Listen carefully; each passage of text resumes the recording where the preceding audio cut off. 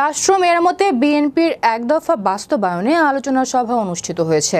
শুক্রবার রাতে শাহ আলী থানার উত্তর বিসিল এলাকায় জাতীয়তাবাদী মৎস্যজীবী দলের উদ্যোগে এ সভায় সভাপতিত্ব করেন দলের সাধারণ সম্পাদক শাহেদ ইসলাম। অনুষ্ঠানটি সঞ্চালনা করেন দলের সভাপতি বশির আহমেদ। এ সভায় প্রধান অতিথি হিসেবে উপস্থিত ছিলেন ঢাকা মহানগর উত্তরের মৎস্যজীবী দলের আহ্বায়ক আমির হোসেন আমির। প্রধান বক্তা হিসেবে বক্তব্য রাখেন মৎস্যজীবী দলের ঢাকা উত্তরের সদস্য সচিব বাকি বিল্লাহ। আরও উপস্থিত ছিলেন শাহ আলী থানার বিএনপির নেতা সুলাইমান দাওয়ান হাফেজ, লিটন আফসার আলম, সেলিম সহ অসংখ্য বিভিন্ন দলের নেতাকর্মীরা উপস্থিত ছিলেন। এ সময় নেতারা বক্তব্যে বলেন ১৯ দফা ৩১ দফায় রূপান্তরিত হয়েছে। এই ৩১ দফা বাস্তবায়ন করতে হবে সকলকে ঐক্যবদ্ধভাবে কাজের মাধ্যমে। মানুষকে কাছে নিয়ে আসতে হবে এবং ভালোবাসার মাধ্যমে দলের অনুগত্য করাতে হবে। আমরা আগামীতে সুন্দর সুশৃঙ্খল একটি বাংলাদেশ চাই। আমরা একটা চাঁদাবাজ মুক্ত, সন্ত্রাস মুক্ত একটা বাংলাদেশ চাই, চাই না ভাই?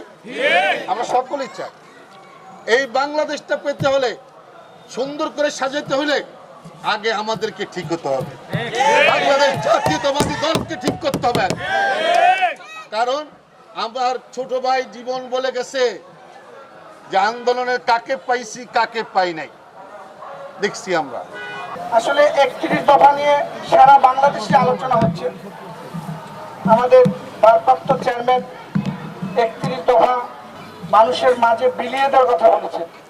সেটাকে লিফলেট আকারে নয়, আপনার আচার, আপনার আচরণ, আপনার ব্যবহারে।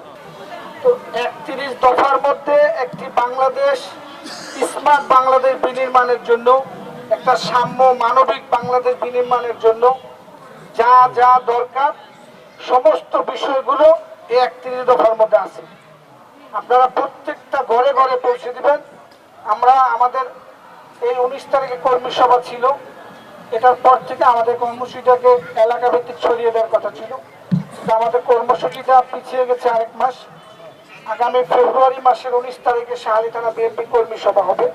দেশনেত্রী বেগম খালেদা জিয়া, আমাদের শহীদ রাষ্ট্রপতি জিয়াউর রহমান শাহাদাত বরণ করার পর তিনি এই একজন গৃহিণী থেকে এই জাতীয়তাবাদী দলের একজন কর্মী হিসাবে মাঠে নেমেছিলেন।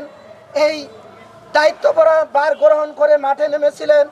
দীর্ঘ ৯টি বছর স্বৈর শাসক এরশাদের বিরুদ্ধে আন্দোলন সংগ্রাম করে শেষ পর্যন্ত তিনি বাংলাদেশের ক্ষমতা অধিষ্ঠিত হয়েছিলেন এবং তারপর বিভিন্ন ষড়যন্ত্রের শিকার হয়ে আওয়ামী লীগ ক্ষমতা এসে একের পর এক এই বাংলাদেশকে, এই বিএনপিকে ধ্বংস করার জন্য বারবার চক্রান্ত করেছিল।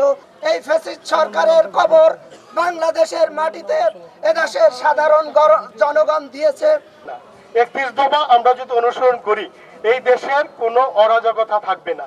যেমন আমাদের একটা কথা আছে, ইসলাম যদি কেউ মানে এই পৃথিবীতে কখনো কেউ যুদ্ধ হবে না।